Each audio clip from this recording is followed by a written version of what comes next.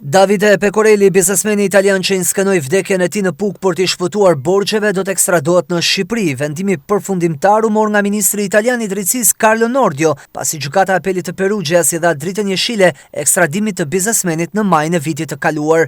Në një reagim për Il Messaggero Umbria, biznesmeni Pecorelli thotë se nuk do ta apelojë vendimin. Vendimi i ministrit më befason, e pranoj, por jam seriozisht i shqetësuar për 4 fëmijët e mi, 2 prej të cilëve të mitur, babain tim 19 vjeçar dhe vëllain 60 vjeçar, të dy me aftësitë kufizuara.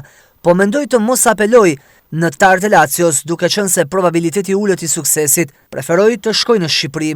Vendimi përfundimtar u mor nga ministri italian i drejtësisë Carlo Nordio, pasi gjykata e apelit Perugias i dha dritën jeshile ekstradimit të biznesmenit.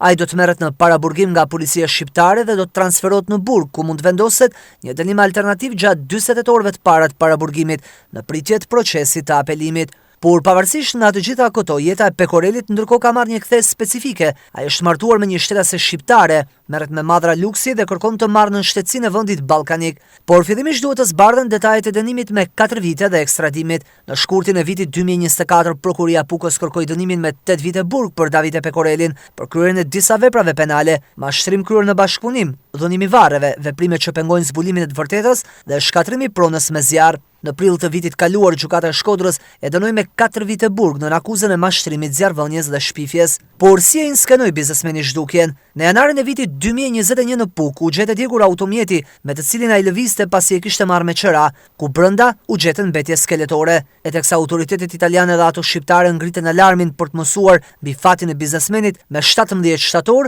ai u gjet shëndoshë mirë. Kur të gjithë e dinin të vdekur, Pecorelli u shfaqe një gomone pranë ishullit Monte Cristo, duke tronditur jo pak e duke sjellë me vete dhe historinë se ku kishte qenë dhe çfarë kishte bërë për gjatë 9 muajve që ishte shpallur i zhdukur. Po kërkoja një thesar, tha ai, deklarat që habiti jo pak, thuajse aq sa edhe rishfaqja e tij.